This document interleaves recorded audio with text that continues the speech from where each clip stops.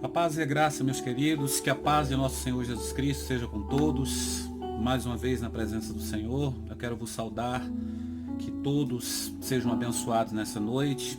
Saúdo a Igreja Manancial da Graça, com a gloriosa paz de nosso Senhor Jesus Cristo e a todos aqueles que nos ouvem e nos assistem nessa noite. Que Deus continue nos abençoando. É muito bom estar na presença do Senhor. É muito bom louvar a Deus e agradecer a Deus por tudo que Ele tem feito. Louvado seja o Senhor. Eu queria te convidar a orarmos juntos, pedirmos que Deus venha abençoar mais esse momento, que Ele possa estar conosco neste momento tão especial e que Ele possa nos inspirar nesses pouquíssimos minutos e que esses minutos sejam dedicados a Ele e que sejam com qualidade. Ou seja, que você deixe os seus afazeres um pouquinho agora de lado, que você possa dedicar o máximo de exclusividade ao Senhor e que você possa agora se integrar, se dedicar completamente a Deus, né? Faça como Maria. Maria dedicou a melhor parte, escolheu a melhor parte, como disse o Senhor Jesus, enquanto que Marta estava correndo de um lado para o outro. E Marta estava preocupada com os afazeres, tentou dividir as tarefas e ao mesmo tempo a atenção com Jesus. E Maria não. Maria sentou-se aos pés de Jesus Cristo e dedicou exclusividade a Jesus. A atenção de Maria foi exclusiva para Jesus Cristo. Jesus então chegou à conclusão, disse para Marta: Marta, Maria escolheu a melhor parte. Espero que você também escolha a melhor parte. Oremos ao Senhor.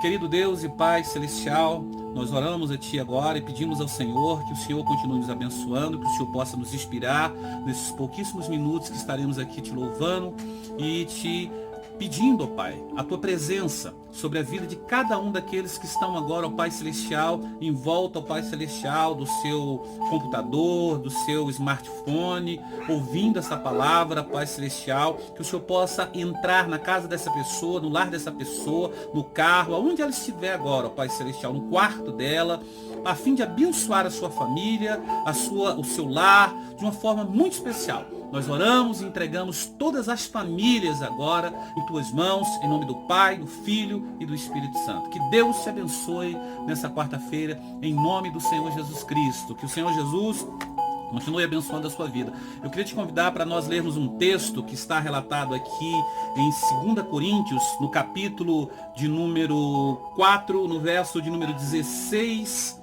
e no verso 17 e no verso 18. São 3 versículos da carta do apóstolo Paulo, segunda epístola do apóstolo Paulo à igreja de Corinto. Então, vamos ler o verso 16, 17 e 18 do capítulo 4 de 2 Coríntios, que diz assim, o texto sagrado: Por isso não desfalecemos, mas ainda que o nosso homem exterior se corrompa, o interior, contudo, se renova de dia em dia, porque a nossa leve e momentânea tribulação produz para nós um peso eterno de glória muito excelente, não atentando nós nas coisas que se veem, mas nas que se não veem, porque as que se veem são temporais e as que se não veem são eternas.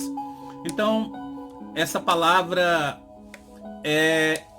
ela por si só, ela já é muito especial, ela é muito linda.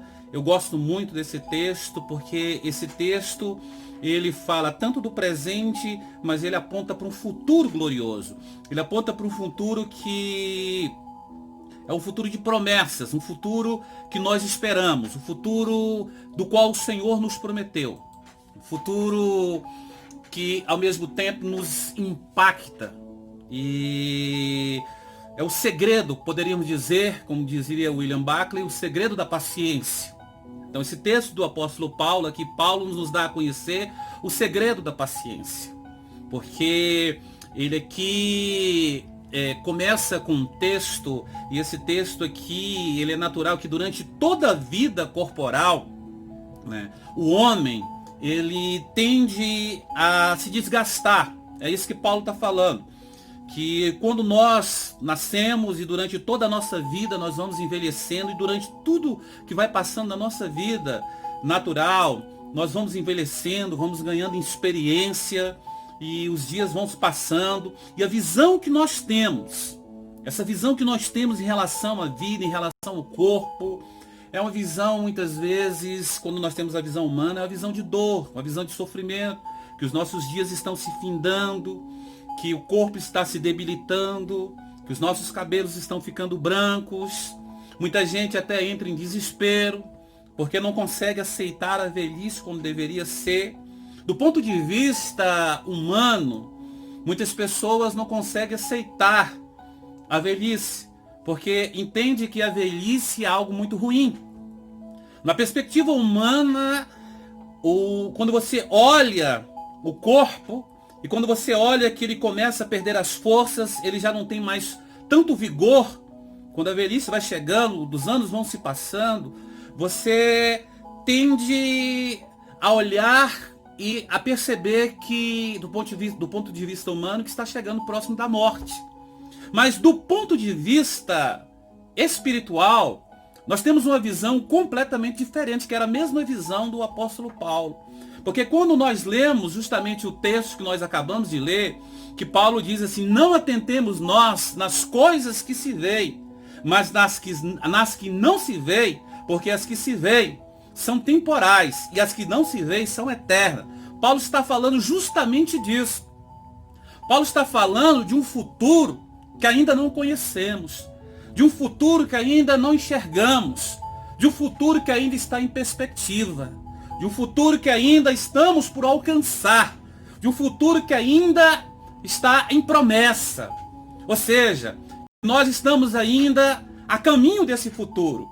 Então ele fala no verso 16, porque não devemos desfalecer, mas ainda que o nosso homem exterior se corrompa, o interior, contudo, deve se renovar de dia em dia, porque a nossa leve e momentânea tribulação produz para nós um peso eterno de glória muito excelente.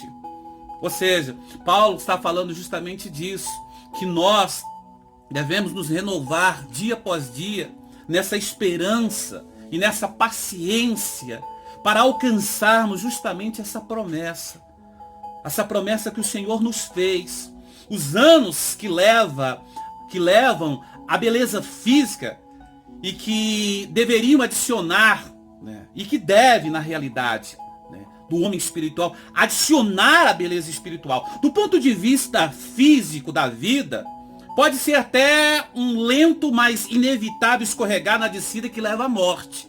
Mas do ponto de vista espiritual, queridos, a vida é um ascender que na realidade nos mostra que nós estamos nos aproximando de Deus. Ou seja, quando nós olhamos na perspectiva espiritual, nós estamos na realidade nos aproximando de Deus. É isso que Paulo estava dizendo. Paulo estava na realidade dizendo que ele gostaria de partir e estar com Cristo, porque era muito melhor. Então o desejo dele era de partir e estar logo com Cristo. Então quando ele enxergava os dias se aproximando, que a partida dele estava cada dia mais próxima, o coração dele estava em gozo, em tranquilidade. Ele não estava preocupado com o dia da morte, pelo contrário. Quando Paulo é levado para o martírio, quando Paulo ele é levado para ser martirizado, quando ele vai enfrentar a morte, as últimas palavras do apóstolo é: combati o bom combate, acabei a carreira, guardei a fé. Essas são as últimas palavras que são citadas do apóstolo Paulo. Por quê? Porque Paulo ia com gozo, porque ele sabia qual era o próximo passo. Agora ele iria gozar do futuro que lhe foi prometido. Agora ele estava indo para se encontrar face a face com aquele que ele mesmo tinha dito que só via por um espelho. Ou seja, agora ele iria encontrar com o Senhor face a face. O futuro finalmente iria se revelar para ele. Tal qual ele pregava para os outros, agora ele iria se encontrar com o Senhor. É isso que Paulo estava falando. E nós devemos entender justamente isso. Que nós somos servos de Deus, nós não devemos ter medo do futuro. Porque o futuro pertence a Deus. E Deus tem uma promessa gloriosa para as nossas vidas. E muito menos temer a morte. Porque a morte é o nosso encontro com Deus. A morte já foi vencida. A morte já foi vencida. Cristo venceu a morte. A Bíblia diz: se com ele nós morremos, com ele também nós ressuscitamos. Você vê que em todo o ministério de Jesus Cristo, em todo o seu ministério, todas as vezes que ele falava de morte, ele também falava de ressurreição. Todas as vezes que ele citava a palavra morte, falava acerca da sua morte, que ele iria morrer, mas ele também falava que ele iria ressuscitar. Que ele iria ressuscitar. Então isso estava sempre implícito e até muitas vezes explícito na sua mensagem, na sua pregação. Porque é uma promessa. Se com ele nós morremos, com ele também nós ressuscitamos. É a promessa de Deus nas nossas vidas. Que nós iremos florescer. Porque a terra, ou seja, o inferno, o abismo, não pode mais nos sugar. Porque Cristo já sucumbiu à morte. A morte já foi vencida. A morte já foi tragada. Cadê o agrilhão da morte? A morte foi vencida. Então é isso que o apóstolo Paulo está falando nesse texto em especial. Ele está falando do homem espiritual. Ele está falando de dois tempos, do presente, mas ele está falando de um futuro que está chegando, de um futuro que está se apresentando para cada um que crê na promessa, para cada um que está na expectativa dessa promessa. E esse futuro tem chegado na vida de todos aqueles que esperam, a cada dia que se infinda os anos, os nossos anos aqui nessa terra. O arrebatamento da igreja é esperado por toda a igreja, mas o arrebatamento da igreja ele pode se dar quando você se deita e de repente não se levanta no outro dia. Pode se dar para você. O arrebatamento da igreja pode se dar quando você vai para o trabalho e de repente não consegue voltar, se deu para você. O arrebatamento da igreja pode se dar quando você é cometido de uma enfermidade e não consegue se escapar daquela enfermidade. Para muitos você foi derrotado, mas não. Você foi, na realidade, você venceu. Porque agora você tem um encontro real com o Senhor. E é isso que nós temos que entender. Não podemos ter medo.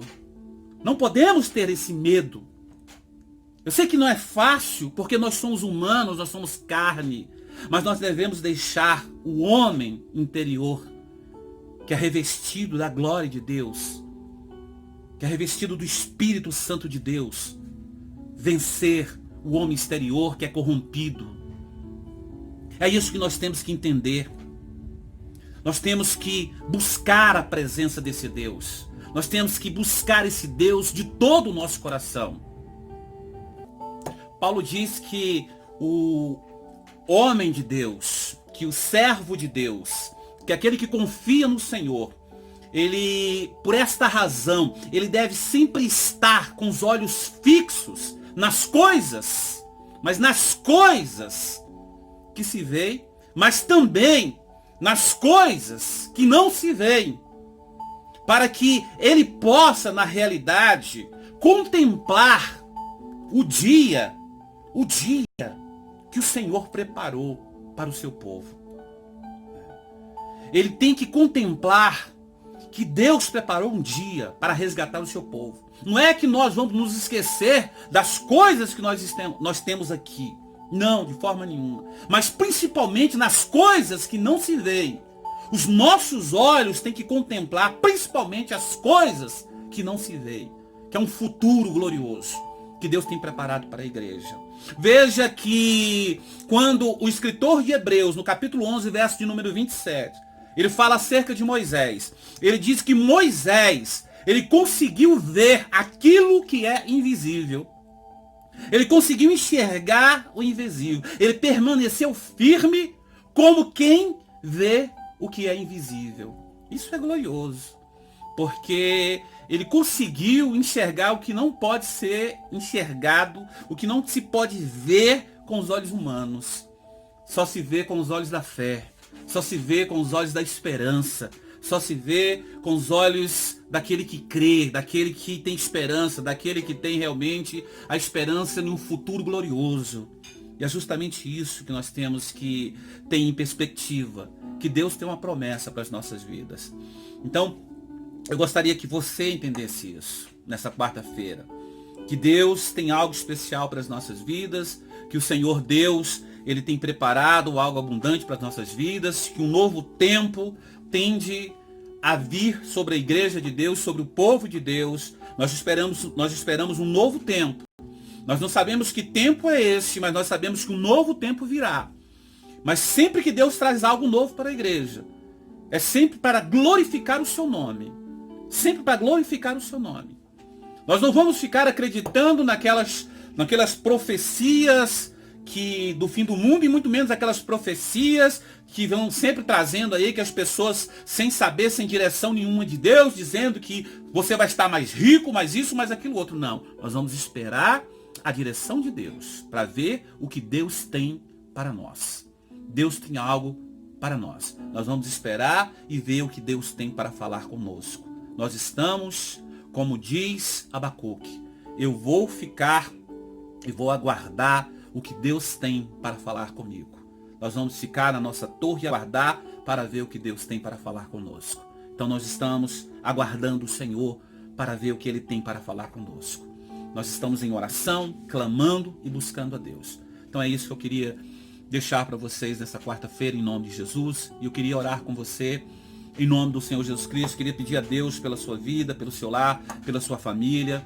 Pedir que o Senhor possa abençoar poderosamente a sua vida, que o Senhor possa derramar sobre a sua vida as mais ricas bênçãos. Queria que você orasse pela sua família, queria que você pedisse a Deus pela sua família, que você clamasse a Deus pelo seu lar, que você, falasse: Deus, abençoa meu lar, abençoa minha família, derrama sobre a minha família a tua unção, manifesta sobre a minha família a tua graça poderosa, Senhor. Manifesta de uma forma gloriosa a tua unção. Então vamos orar pela tua família. Vamos pedir a Deus pela tua família, que Deus venha derramar chuvas de bênçãos em nome de Jesus. Vamos orar?